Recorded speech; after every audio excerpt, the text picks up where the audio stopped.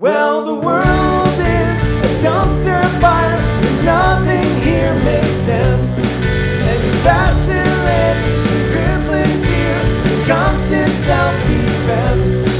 And nothing's right and nothing's good, and you're paralyzed with grief. Don't kill yourself, just have a cup of coffee.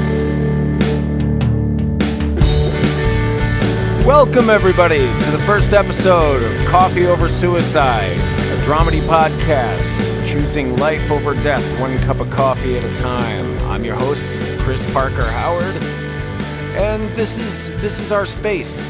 This is our comfortable place. We can talk about all this stuff without worrying what anybody thinks about it. It's not a therapy session. Think about it more like a group therapy session where you sneak off to talk to the guy at the donut table and you get a cup of coffee and have a conversation. It's a lot more like that. I'm not any sort of licensed therapist of any kind. I'm just another guy at the group session trying to figure shit out just like everybody else. So, welcome. Glad to have you. Let's have a conversation. Now today we're going to be talking to Jodi Pierson-Kraska. She is a friend of mine that I've known for quite a long time, and we've gone through some stuff together. It's pretty interesting, the conversation we have, just as it is pretty long. We talked about a lot of things. We talked about medications. We talked about behavior patterns. We talked about not necessarily being aware of a shift in your own reality versus the reality of the people around you. And parenting when you're a person with mental illness. So it's a really good conversation, really, really dense. There's a lot to take in, so maybe take this one in a couple of pieces if you have to, but it's pretty damn excellent. You know, when I first said I was going to do this, she was the very first person to respond saying that she'd be willing to go on mic and talk about this kind of stuff publicly. And so I really can't thank her enough. We really got into a lot of stuff. And all of the episodes after this have really been all over the place as far as the conversations and the topics. And sometimes it gets a little dark. And sometimes it's just, you know, excitedly going through some mania with someone for a minute. So, yeah, you're really going to get a whole range of things in all of this. But here I am talking like a crazy person. I've had a lot of coffee this morning, and I have a lot of coffee right now. And I think this is the best place to jump in. I'm glad you're here. Grab a cup of coffee, grab a donut, and let's talk to Jodi Pierson-Kraska.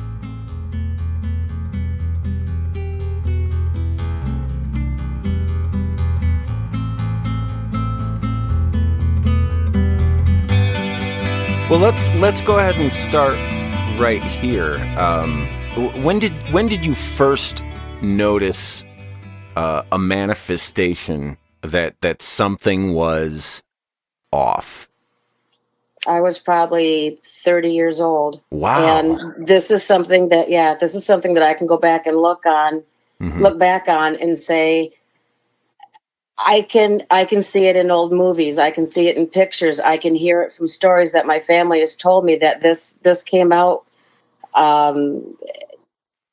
probably from the time I was 11 or 12. I've always felt like an outsider. Yeah. When I go back and I look and I see all the different relationships that I had, friendships that I had once we moved here, how short they were and how difficult they were, it boggles my mind to think, how did a teacher not see it? How did my doctor not see it? How did my parents not see it? Well, I think that there's a part of that is a specific thing almost to that area. You know, there are geographic pockets where people just have sort of a way of being around certain subjects. It's not even a matter of people disregarding that something strange is happening. It's that there's this strange social psychosis where everybody is just a little bit messed up and people don't really accept it as a problem. They think that's just how things are. Why talk about it? Right. I mean, it's easier to go and tell somebody that you have diabetes, but it's not as acceptable to go up and tell somebody I was diagnosed with depression and PTSD. Yeah. Because they're like, oh, what's wrong with you with cancer or diabetes? They're like, okay, well, we'll help you with your sugar control and, make sure we don't have all these sweet snacks about you with cancer. It's what can we do? How can we make you feel better? With mental illness, they're like, okay, well, it was nice talking to you. People treat people with mental illness the same way they would treat somebody who's in hospice care.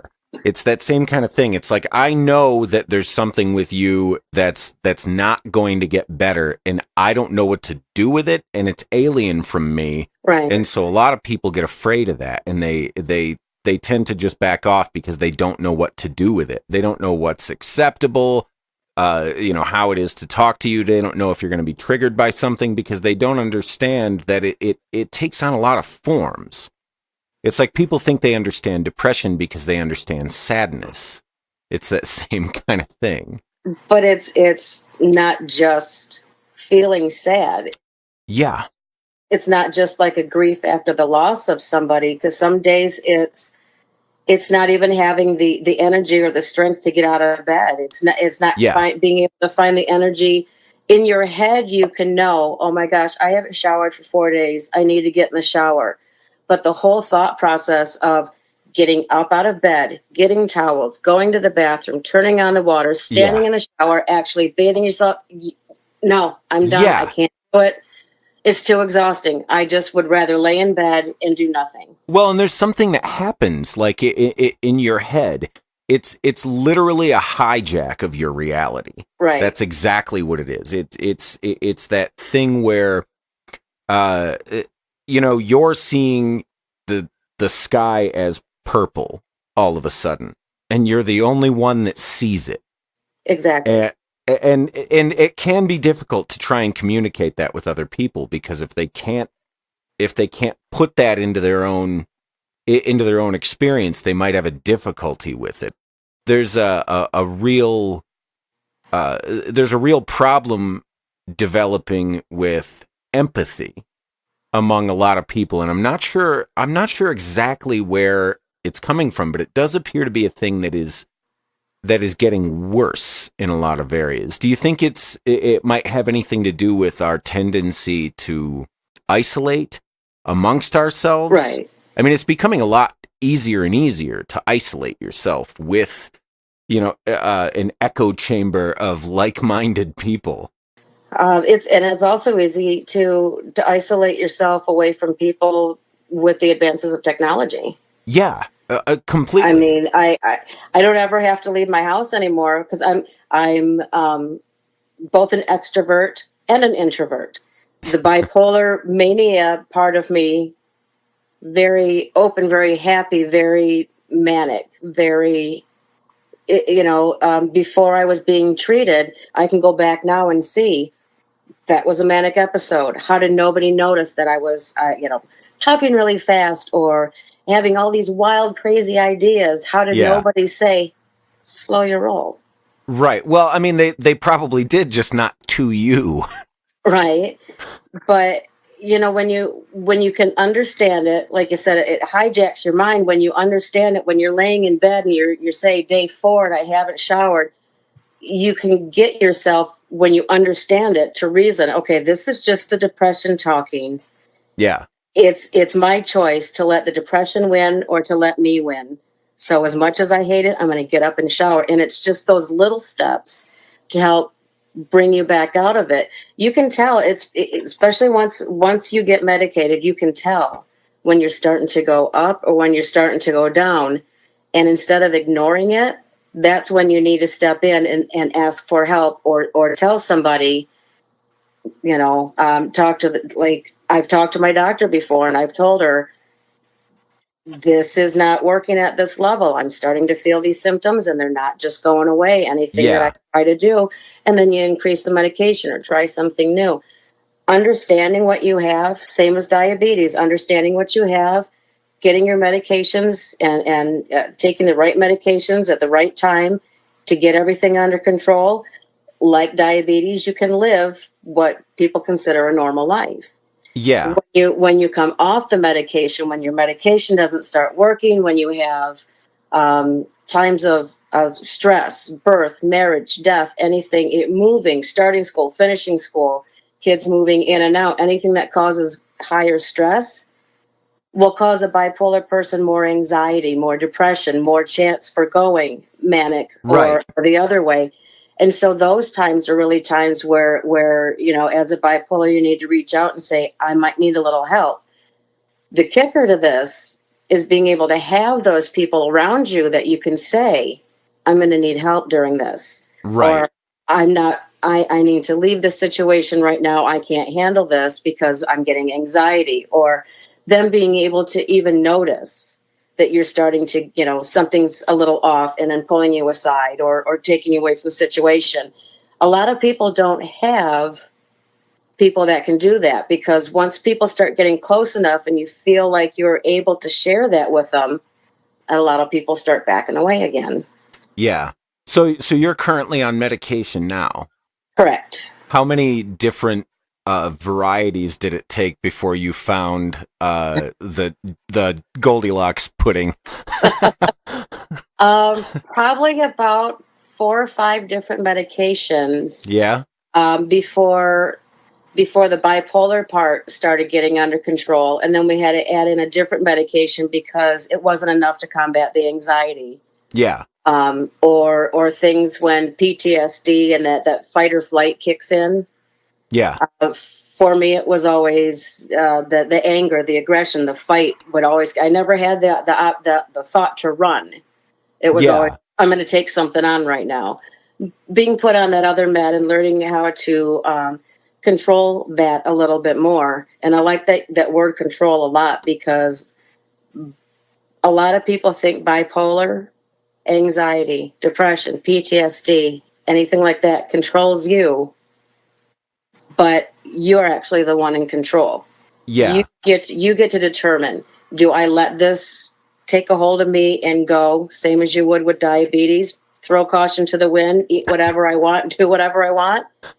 Or do I, do this? It's what's best for me. I went on medication because not for my family, not for my parents, my kids, nobody. I did it for me.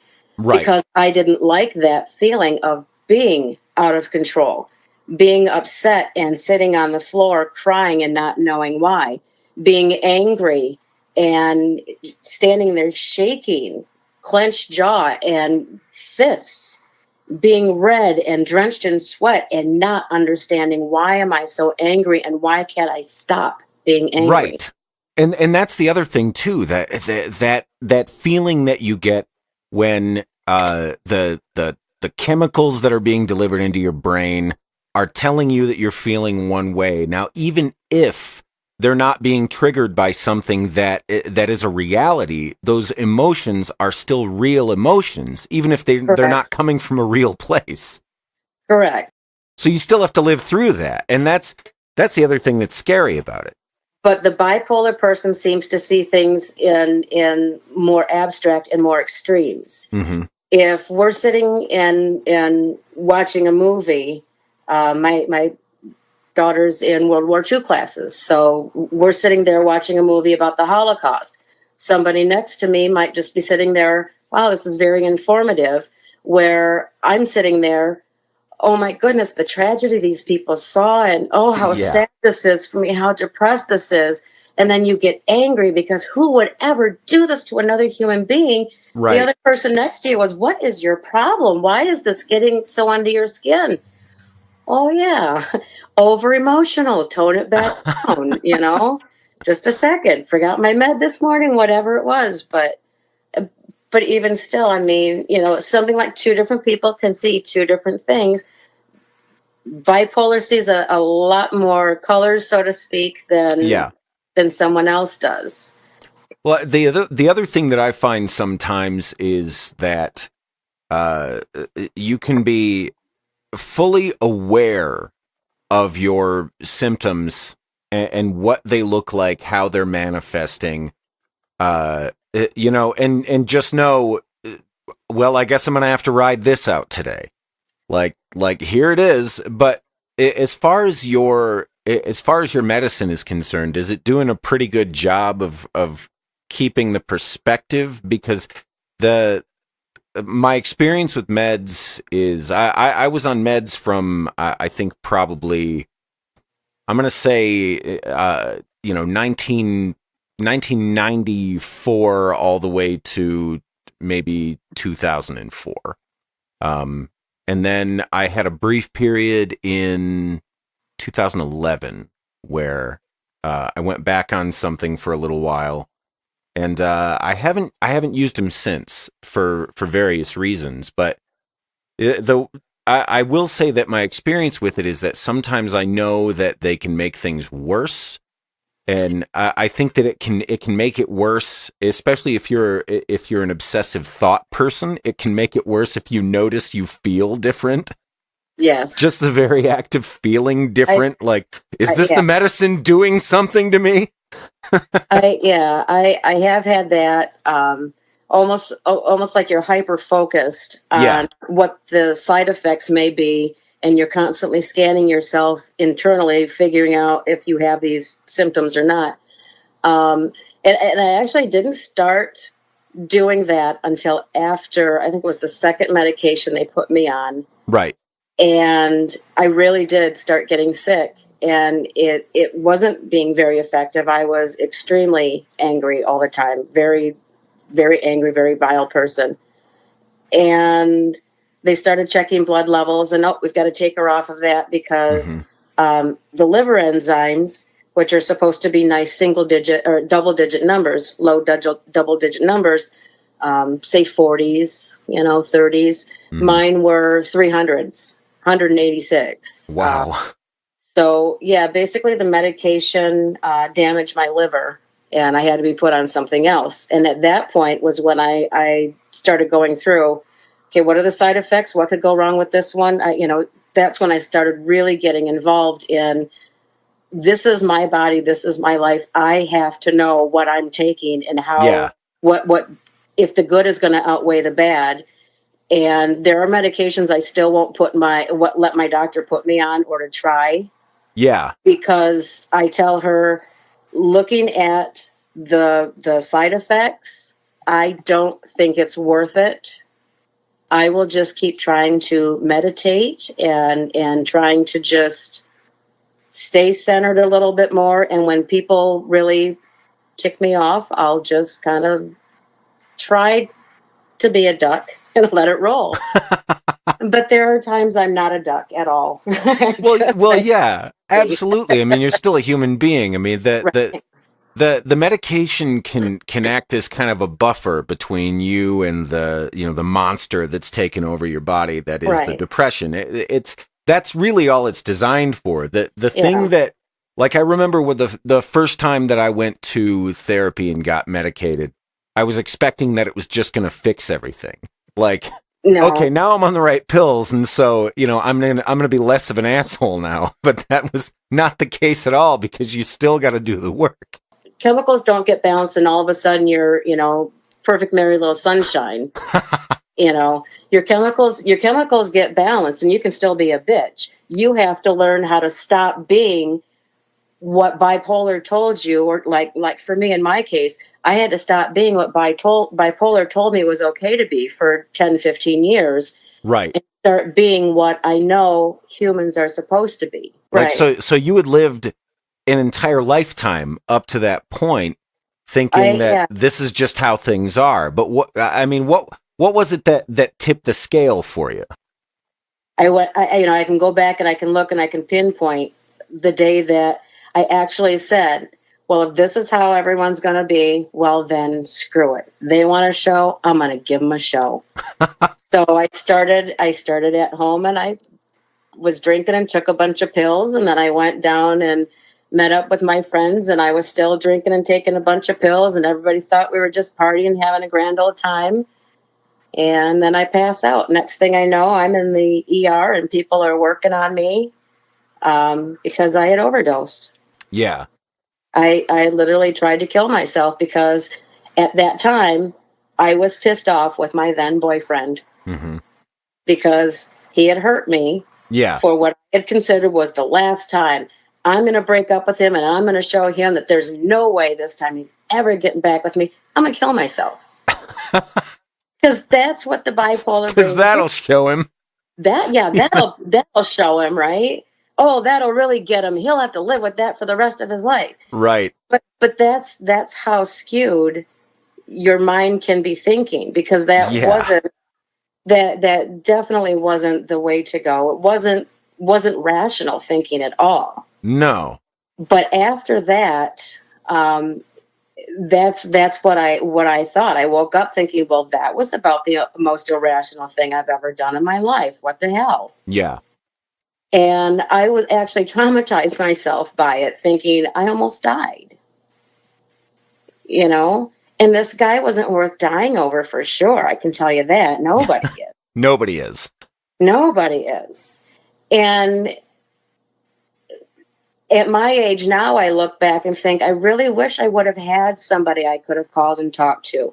I really wish I would have had somebody who would have seen that spiral down and said, hey, let me come hang out with you today. I just don't feel like something's right with you. Yeah. Because, because it didn't have to happen, but in a way I'm glad it did, because that set forth the catalyst of, I can't let this happen. I just can't. Yeah. But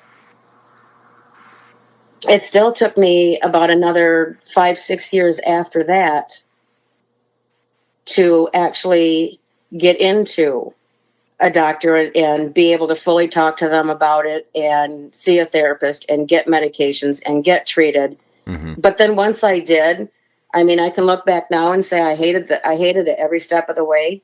I hated every person I had to deal with, because they kept saying that they, in my head, they're gonna fix me, and I didn't feel I was broken. I didn't feel I needed to be fixed. But again, that's the angry bipolar part saying, go away, ain't nothing wrong with me, leave me alone. Well, right. There's that language that comes out, like you said, right. the idea of broken. You don't want to see yourself as broken, because you see yourself as a person who wants to be a person. Right.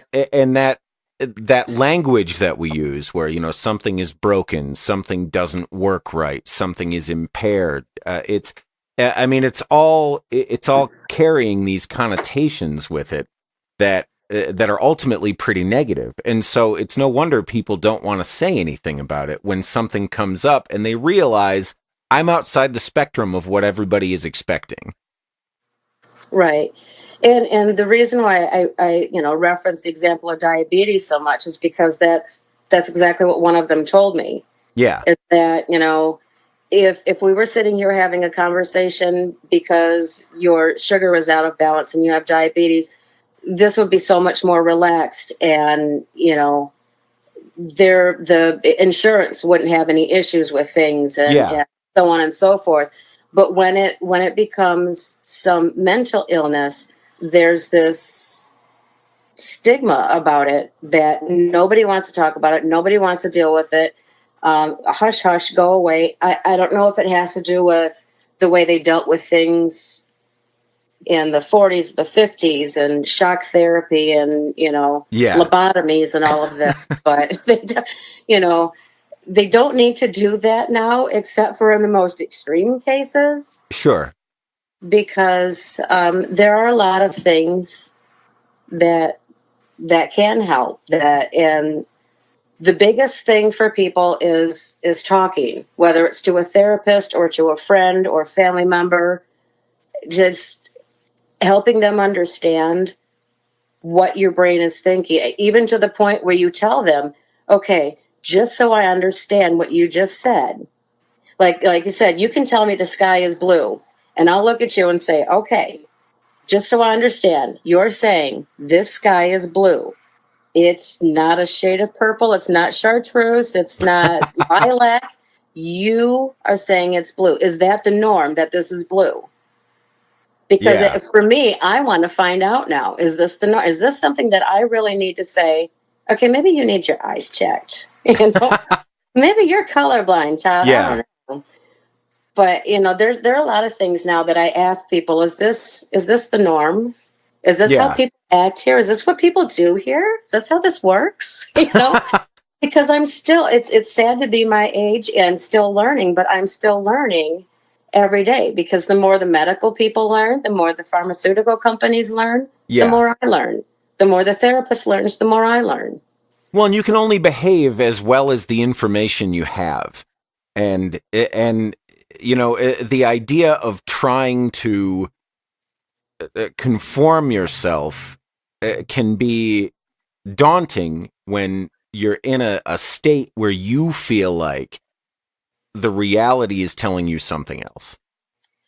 Right. And there are still times where wires seem to be crossed, and I'm not comprehending something as well as somebody would like me to, or I'm not able to get out, or say to them what I need to. Yeah. Because in my head it's one way, but when I say it, that's I've always been told since I was little that I was born without a filter. I just sometimes I don't think until after I've said something. Right. It's one of the examples would be like, wow, is that your goal dress that you're drawing on? No, I was going to wear this on my date. Is it you saying this makes me look fat? No, you're fat. You look fat. Oh, wait, I'm not supposed to say that kind of stuff, am I? Yeah. Oh, crap. No, you look really good. Just suck in your belly a little. Oh, crap, I can't say that either. Yeah. So, I think my mom had some of that. I think. Yeah, I'm a very open, honest, kind of tell you how it is person. Yeah. But in the same respect, I can also be very shy and guarded about something too. Right. And it really depends on what day it is. The mood levels, whole 9 yards. I mean, but it's really good when you're able to recognize your good days from your bad days. Yeah. And when you start keeping track a little bit, and you know that your good days outweigh your bad days. And then to remind yourself too that everybody has good days and bad days. Everybody has stressful days at work or at school or with their family. And just because you have bipolar or anxiety or depression doesn't mean that you're incapable of handling it. It just means that you need to try a little bit harder than other people. Yeah, definitely. I mean, taking responsibility for your own shit. Right. And, it might not be fair that you've been diagnosed with this thing. It might not be fair that it's you're constantly in a state of being tricked by your own body, but it is the reality. And after a certain point, you have to recognize that that is the reality for you, even if it isn't the reality for other people. That was really difficult to accept because you go through that. Why me? Why me? Why my brain? Why do I have to be different? Why do I have to be out of control? But much like anything that you don't like, I mean, a cancer person, and my dad went through the same thing. Why me? I'm a good guy. What have I done? Yeah. Why do I deserve this? And then after a while, he just, bless his heart, he just rolled with everything. And he was he was a big inspiration to me too, as far as really getting more of a handle on it than I had, especially in the last 5 years here. He passed away 3 years ago, and we found out 2 years prior that he was sick. Mm-hmm. And just watching him be such a champion through everything that he had to go through and what he was feeling. And okay, well, my bipolar doesn't cause me physical pain per se. But it can. Yeah, it can. But he is going through something equally as difficult, and I don't see him walking around being a big ass baby about it. Yeah.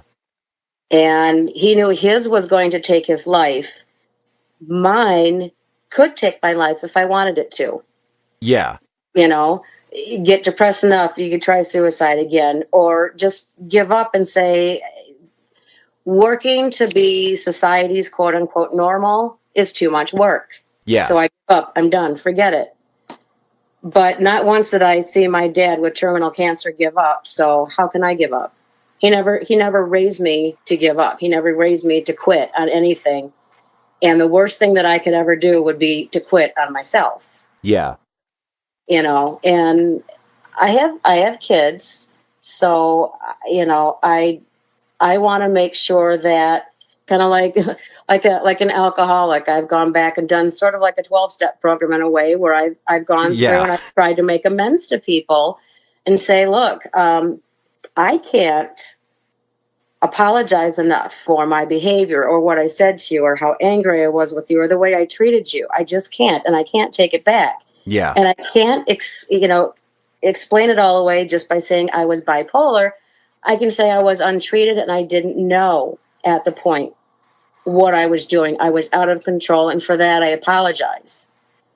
So how are you at trusting your emotions now? Like when you feel something, are you suspicious?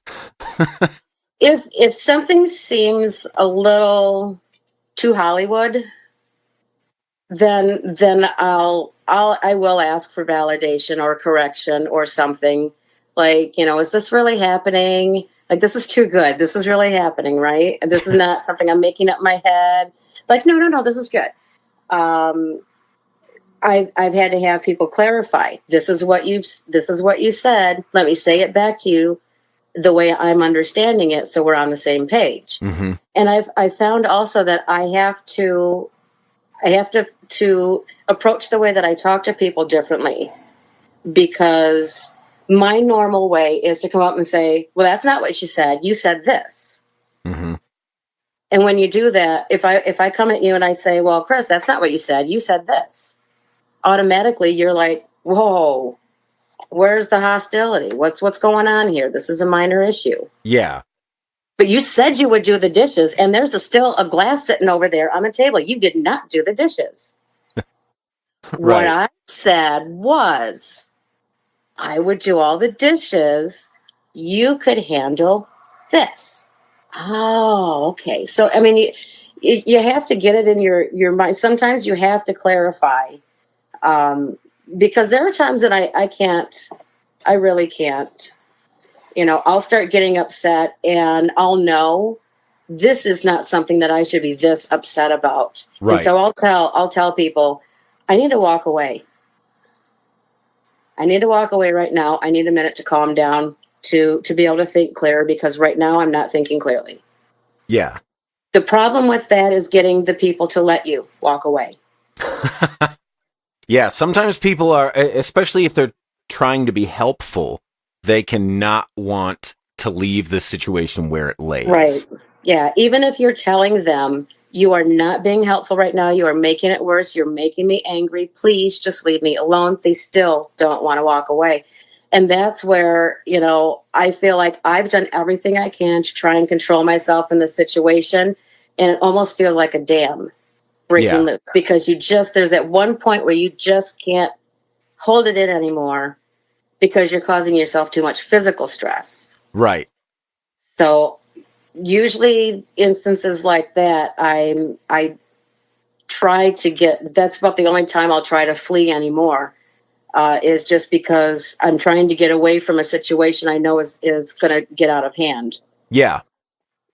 So, but I mean, positive things are usually what they seem to be. They usually really are positive. But negative things aren't necessarily always negative. Sometimes, like, constructive criticism is very difficult, because you don't hear the constructive portion of it. You just hear, you're not doing good. Right. You're doing a bad job at this. And then you get in that state of mind, like, why should I even bother? I'm not doing anything good anyway. I can't do anything at all. I can't do anything right. Yeah. Yeah. That tendency to, once again, like, oh, I'll show you a problem. Right. You think there's a problem with this? I know how to show you a problem. Yeah. Well, if you thought I had an attitude before, well, just wait. I'll give you attitude. Yeah.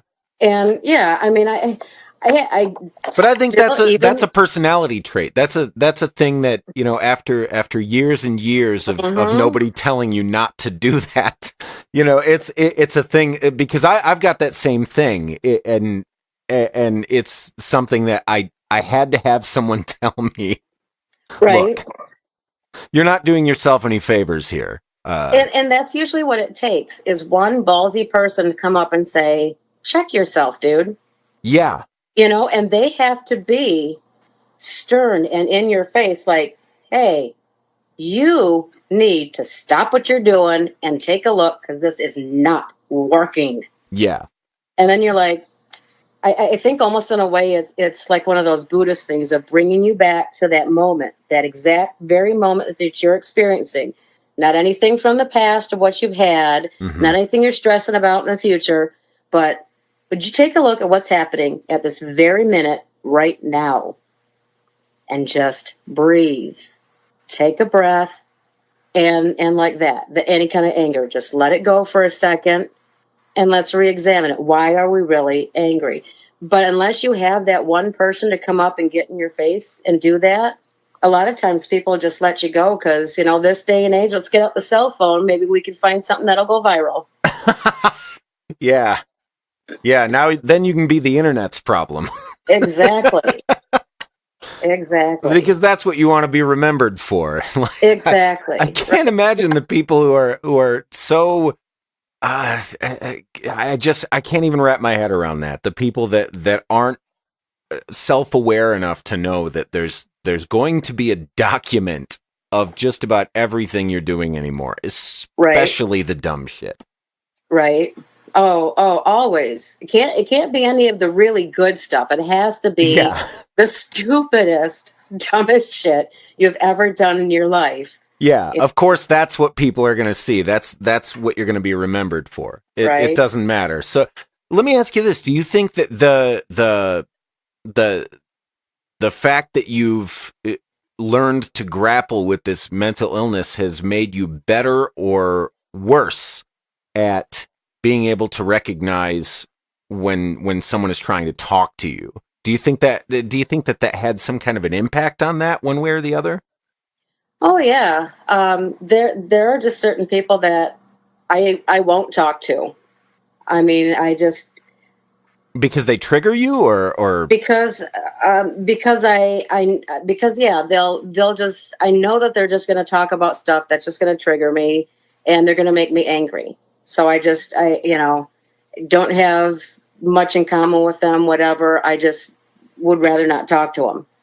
I have family members that, I mean, I'm a huge grudge holder, which I'm proud of, but not proud of in the same sense. I have family members that I won't talk to that, you know, honestly, I don't even really feel bad about it anymore. They did what they did, and I didn't appreciate it at all. They never apologized for it, so to hell with them. Yeah. I mean, but I recently went back to work, which is a big thing for me because I don't do well with people. Yeah. My job doesn't have interactions with the public, so that's good. I just have interactions with other employees. And I've already had times at work where I've just had to stop and take a breath or, you know, walk away from people because they stress me out, or they trigger me, or they push a button. And I'm just like, you know what? I can't even. I would much rather, just for people that are going to be like that, I just much rather not talk with them. Yeah. Talking with people in general, after all these years of now going back and seeing what I'm not supposed to talk about or what isn't acceptable in normal conversations. It's sometimes I wonder, what am I allowed to talk about? What can I talk about? What doesn't cross the line? Right. Again, my daughter's studying World War II and the Holocaust, and we got a gingerbread house, and she asked if she could make like a little Auschwitz building, and I told her that was fine. No, just stay with me. So she did this. She's got the cute little Barbie doll face down in the frosting snow with little red beads of blood all around her. Yeah. We're at the store, and they have the gingerbread village on sale. Now, Yeah. apparently, any normal person would say, honey, let's just get this gingerbread village and then go home and talk to her about it. But my dumbass in the store tells my daughter, hey, look, we could get this gingerbread house village and make a whole entire set of Auschwitz buildings. We could make everything. All of the we could even Right. put a pit there, and this lady is standing not 5 feet from us, just cracking up. My daughter, red in the face, Mom, you cannot say things like that in public. Right. I'm standing there going, what's wrong with it? It's history. Why can't we say that we want to take this home and make Auschwitz? And the lady's still cracking up. My daughter's just like, Mom, you can't say that kind of stuff, please. Like, I'm sorry. Again, there are some things that, So, sometimes perspective needs to be, put back on track. I mean, even though you're getting things right, you're doing the work, you're doing the therapy. It can't change years and years of being a person who sees the world a certain way, where that matter of fact thought process of, well, it coming from not meaning to, do something that's going to offend anybody, but just coming from a place of purely, well, we're going to make this thing. Like, what would be wrong with that? What would be wrong with a gingerbread concentration camp? Like, with dead Barbies in the front lawn. Like, what would be wrong with that? Because it's a representation. It's for school. It's for school. Polly Pocket was a. We're talking about how it's wrong. Yeah. It's like, why can't we eat it afterwards? Right. So, I mean, Yeah. Pretty tasty blood there in the frosting. Let me tell you that. But again, stuff you're not supposed to really be talking like. But right. I mean, just kind of things like that, like you said, after 18, 20 years of not being diagnosed, and then having another 5, 6, 7 years of trying to get therapy and get medication, that after, you got to figure, like you said, half your life is spent thinking that this is okay, this is normal. Sure. So now when people come up and say, oh, honey, you can't talk like that. You're like, well, then what do I say? How do I say it? How do I interact with people where they're not going to think I'm, like you call me, a nut job? I don't know how this is for you, but for me, when I first started thinking I was really going to start doing some hard work and figuring this stuff out, I did spend a lot of time in my own head, and I didn't look outside of myself because I was constantly, on guard inside myself. And it made it more difficult to pay attention to the people and the situations around me. I actually read a book called Bipolar for Dummies. I did. No, No, that's great, but of course there's a bipolar for dummies. Exactly. There's a dummies book for everything. Yeah.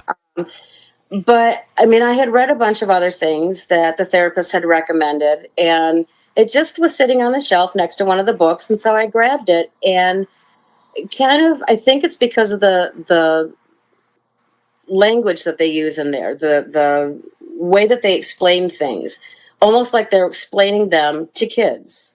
Yeah. To make them, or foreigners, this is our English language. Let's tell you the simplest terms what bipolar is.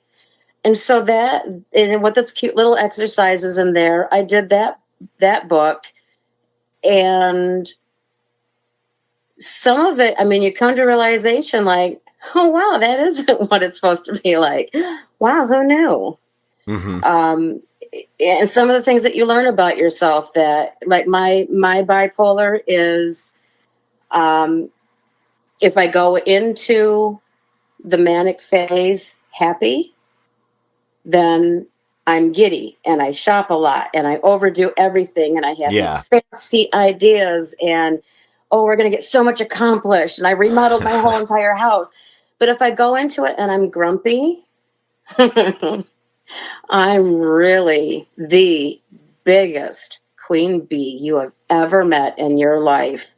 Well, it's a pendulum. My bipolar can go either way, with being giddy happy or pissy angry, and then the sadness comes or the depression comes, because you know that as soon as one comes, the other's coming. Yeah. And they used to be, it used to be like riding Top Thrill Dragster, because they would come Yeah. on so fast, and then you'd be at this peak and you'd feel so great and wonderful, and then you'd drop really fast, and then you didn't want to get out of bed. And so now this is probably like the most boring like log ride that people could ever take, because there's little blips up and down, but they're definitely not as dramatic as they were. But Yeah. I mean, my work isn't over by any means, but it has taken a lot of hard work to get here.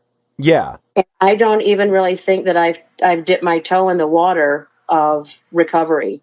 Well, it is a process. That's the thing that was so hard for me to pick out. Was I thought once I discovered what all my symptoms were and where they were coming from and what the reality of my situation was, that I had solved the Rubik's Cube and now it was just going to be fine. And that is absolutely not the case. It's an ongoing process. It's people who've been smoking or drinking 15, 20 years. It's not easy for them to quit. And if you liken that to a habit, the personality and the behavior have been habitual for 15, 20 years. You can't just stop a habit on a dime. It's going to take almost in a sense of rewiring your brain a little bit to say, for cigarette people, this, we don't need this. We find other ways to keep our hands occupied, to get, to wean off the nicotine, whatever, to become successful. And that's, as a mentally ill person, it has to be the same way. What can I do so that I can, not have to be an addict to my own disorder? Yeah. So I'm not blaming everything. I've got a bad day at work. Well, I'm bipolar, damn it. Just deal with it. Yeah. It's not something that you can blame. Yeah. It's for blame. It's because it's still you. It's yours. Ultimately, it's your bipolar. It's your body. It's your mental illness. You have to take ownership of it and do something with it. Demi Lovato, ownership of her bipolar disorder, and she's, because of her celebrity status, able to do something about it. Yes. She's getting the word out about it. She's having little therapy sessions at her concerts. Mm-hmm. And I think that's fantastic. You need somebody. Great. You need somebody to start bringing stuff like that out into the forefront to say, look, I'm Demi Lovato and you love all my songs. You sing with them, you dance with them and everything. But guess what? I got bipolar. Yeah. Now what do you think of me? I'm still Demi Lovato. I still sing all your songs. You still dance to all my songs. But, now what? Well, and I think a lot of creative people do. And there was a period where I wondered, what is it about the arts that is so attractive to people with mental illness? I think in a way it's just kind of a freedom that you have. You have a freedom to be able to have an outlet to unleash all that creativity, whether you see stuff in your head and you paint it, or you write it down and make a song out of it. It's definitely is an outlet that you get this feeling when you're doing this, that you can actually be proud of something because it's you. It's like one of the only places where you can have these crazy ideas and put them out there. Maybe not even crazy. That's probably not the right word to be using, but you can have these ideas and where you're thinking differently than the average person. And it's one of the only ways you can get those ideas across and actually be congratulated for them versus, are you okay? I wonder sometimes, though, if follow me on this, that if sometimes society isn't better off with having mentally ill people around, just because we're nonconformists.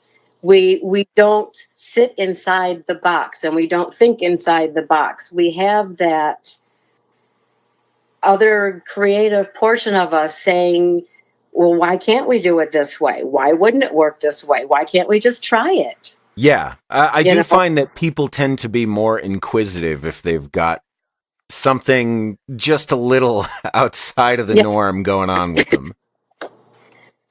And being a parent who has bipolar, it was a lot easier for me to see it come out, if it was going to come out, in my kids, in which it did of two of them. Yeah. That I know of for sure that have it. And my daughter, whereas at 15, I didn't have the intervention. I didn't have the medication. I didn't have the therapist. I didn't have somebody looking out for me in that respect. Probably because my parents and my doctor didn't know a whole lot about it back then. Right. You know, it's something that within the last 20 years has come out to be, you know, more openly spoken about. But I want to make sure that she doesn't have to go through the rest of her high school and her 20s when you're really formulating who you are. Yeah. Going through and being unmedicated and going through and having these crazy ups and downs. Right. And when I saw that in her, I did take her in, and she has her medication, and she's, the last couple months, she's been doing fantastic. She's, you know, a lot more even. And I think getting her in to see somebody now is going to be extremely beneficial for her for the rest of high school. And she does want to go to college, and, you know, through the remainder of her 20s, to help her have a more, you know, what society deems a more normal life. Yeah. You know, she's going to have more control over it at 18 than, you know, I had zero control at 18. Yeah. She's going to have that control at 18. So in that respect, I'm hoping that I'm able to help her and give her something more as a parent that I didn't have. Well, and the thing that I'm trying to give to my kids as well is not so much the idea of trying to help them fit in with society, and I don't think that's what you were saying either. But the idea of giving them the tools to be able to navigate society and to be able to navigate their own emotions, right? You know, like any other person would. And have an understanding of themselves. And because if they have an understanding of themselves and what they're doing, they're going to carry that wherever they're going. And society's going to do what society's going to do either way. Exactly. But if they've got that self-awareness to understand where they're coming from or why other people might be acting the way they are, then, you know, they're better equipped to deal with whatever nonsense happens. Right. Probably better equipped than we were. Right. Well, and that's kind of what I was trying to get to was, I didn't mean, you know, I'm trying to smash a square peg into a round hole or anything. She is her own person regardless. And like, well, don't worry, the world is going to do that for you. The world is going to try to do that anyway. If we could get other parents who have mental illnesses to kind of do the same thing, hope that their child doesn't get it, but gets help for them when they do see things. Yeah. Or make sure even that it isn't anything, you know, more than her just being teenage and angsty. But there would be a lot less people slipping through the cracks and a lot more people getting help and having those tools, like you said, having the tools to function. I might have been able to garner more of a filter if I would have had this, you know, back when I was who wants you with a filter? After all these years, I don't think anybody would. I mean, it just wouldn't be me. Well, and I think that everybody would agree that the person that you ended up being through everything that you had to go through to get you where you are right now is the best version of that person that any of us know. And that's all that anybody can do is every day is to wake up and try to be the best possible you can be, mental illness or not. Do you ever miss the mania, the high highs? You miss those sometimes? Because they happened in my 20s. Yeah, I do. I miss going out and hitting up 2 or 3 dance clubs and things and just dancing all night long with my friends and getting home at 4 or 5 o'clock in the morning and giggling and laughing and getting up at 5 o'clock at night the next night and doing it all over again with them going, seriously, again? I go, come on, it'll be fun. I called my high school guidance counselor at 3 a.m. Because I figured I had solved racism and I wanted to go to the school paper and write this essay. And I went into school the next day and I remembered very little of it. And I just felt really, really exposed as, that was... Look, I'm going to be honest. I think maybe I saw 5% of the racism at best. Like, so yeah, those high highs can come at a cost. I do kind of miss that too, where, like almost feeling like you drink Robin Williams coffee or something. Like you've got all these manic ideas coming into your head and everything's funny and, you write it down. I got to tell people this later, and you're jotting down storylines or jotting down things for songs, or, you're painting something. Or like me, I'm redecorating the house or recreating this and shopping all over the place to do this. And it gets tiring. I mean, sometimes I miss the full creativity part of it, but just because I have medication doesn't mean I'm not creative anymore. Right, exactly. So many people are worried that the creativity is going away, but I say that if you're a creative person, you're just a creative person who happens to have the disorder. If you're giving the disorder all of the credit for your creativity, that's a real problem. Right. Yeah, I'm not creative because I'm bipolar. I'm creative and bipolar. Yes, that's precisely it. I mean, it seems like people like Einstein still, I mean, he would have a good time. Yeah. He's stuck in all these little problems and equations and things, and that's part of your mania, getting in there and microscopically getting to everything and solving everything. But other times, I mean, you can just be a jovial person that 90% of the time we're just normal. We're just like everyone else. It's just those random times where it's manic high or depressive low. We just have a little bit more of a struggle to stay in that nice balance is all. Well, I think that's the only way that things are going to help people is to be able to be open and honest about it. Because if we keep hiding it and making it taboo, it's going to continue to be taboo. Yeah, absolutely. It's going to be like bless her heart, my grandma back that any time that, she was raised through the Depression. That's one of those things that talking about mental illness right now is like them. I'll do it exactly how she did. Talking about having back then. It's just not something you spoke about. Yeah. Oh, okay. You don't talk about it. Mental illness, you don't talk about it. Being bipolar, depressed. PTSD is okay for people who have been in the service, but not for normal people. But that's not true. And PTSD doesn't have to just come from, a rape or a beating or a mugging or anything like that. I mean,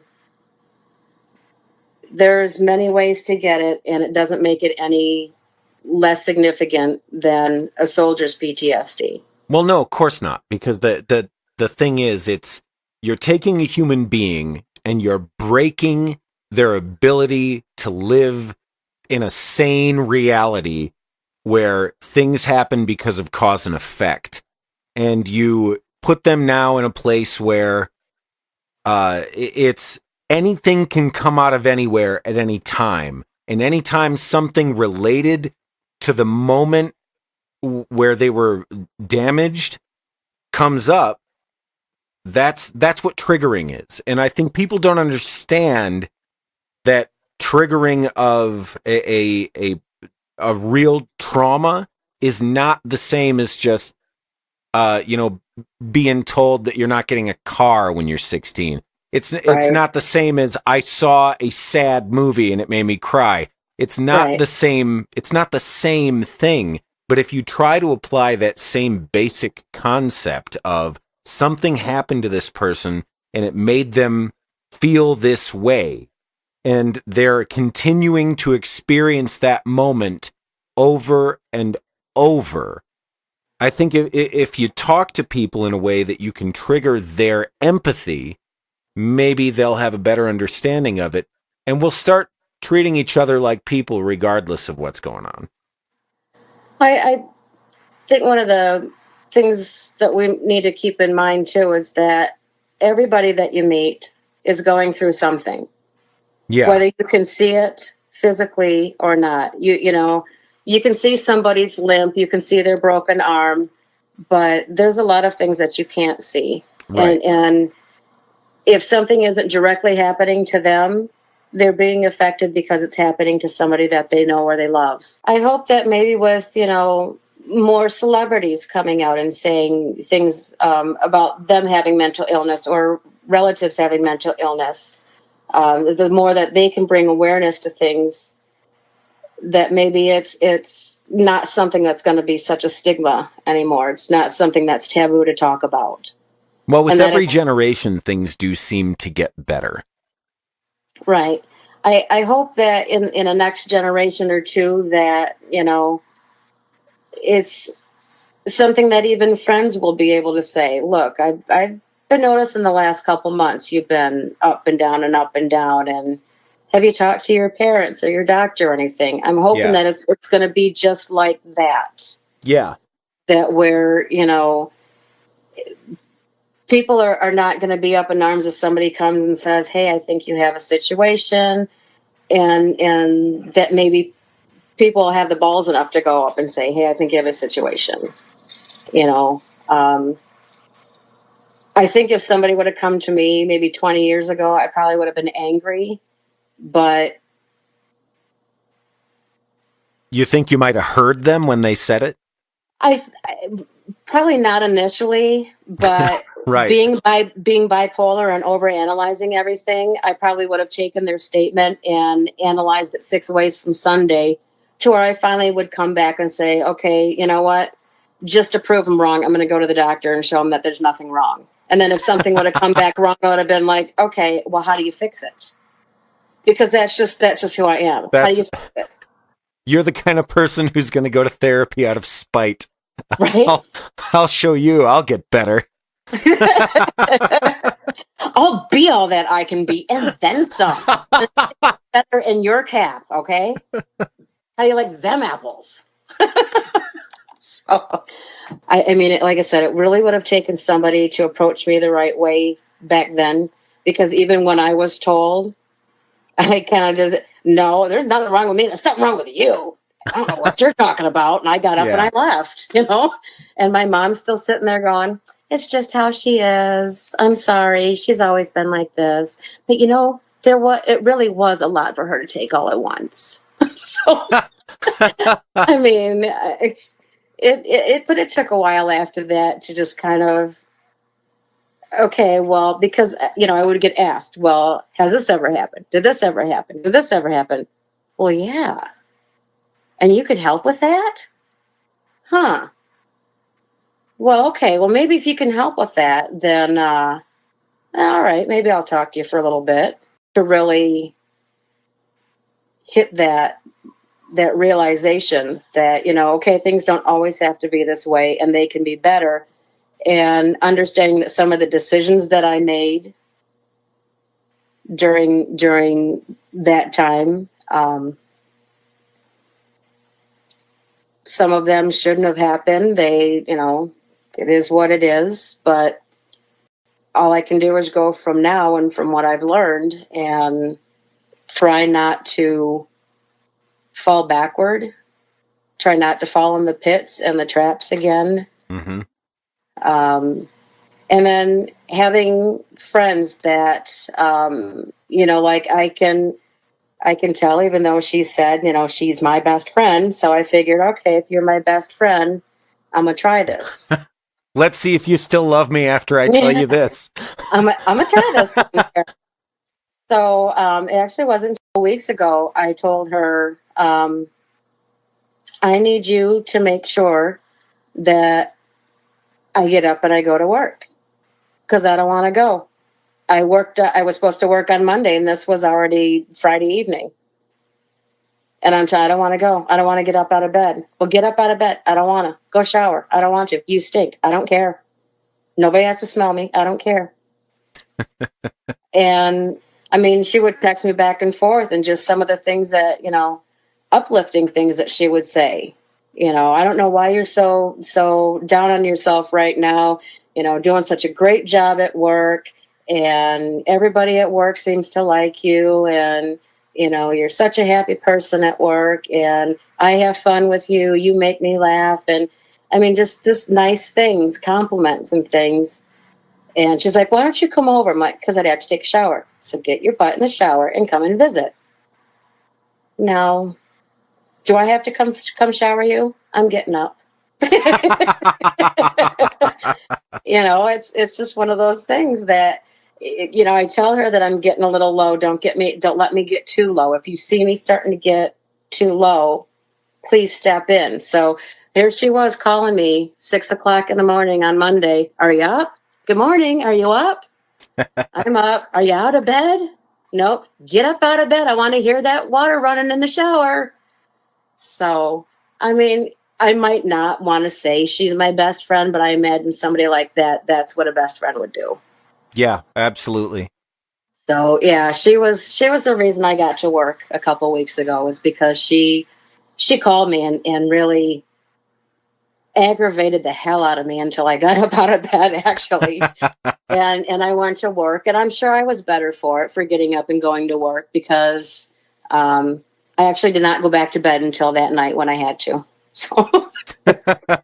So there was no more laying around and moping and things like that. Well, some days that's enough. I mean, just the idea of the cloud that's in me for whatever reason is not going away today. And so I'm just going to get up and it's going to follow me like a ghost. It's just going to be there all day, coloring the sky gray, coloring my conversations with suspicion. Yeah. It's just going to be there all day. And we're just going to go together, me and my depression. Mm-hmm. And then there are some times like, that morning I get up and I go to work and to be able to still socialize it, to force yourself to socialize enough so that you don't stay depressed. I mean, sometimes it's a challenge, but that's why I say I'm both an introvert and an extrovert. So, ambivert. Thank you so much for doing this with me. Oh, not a problem. My pleasure. All right. Good talking to you, Jodi. All right. Good talking to you too, Chris. Oh my God, guys. How great was that? Really good conversation. Super, super interesting. Very dense, very honest. A lot going on there. You can find Jodi everywhere that you can find a person on the interwebs. That's the Instagram, the Twitter, and the Facebook. That'll be in the feed below. If you want anything else, get a coffee mug from Coffee Over Suicide. You can go to randomify.com/store and you can get all your stuff there. Well, that's it for this week, everybody. Thanks for tuning in. I'm really glad that you were with me on this one, and I hope you come back again next week. We're going to have some really interesting people moving forward. And until then, don't kill yourself. Have a cup of coffee.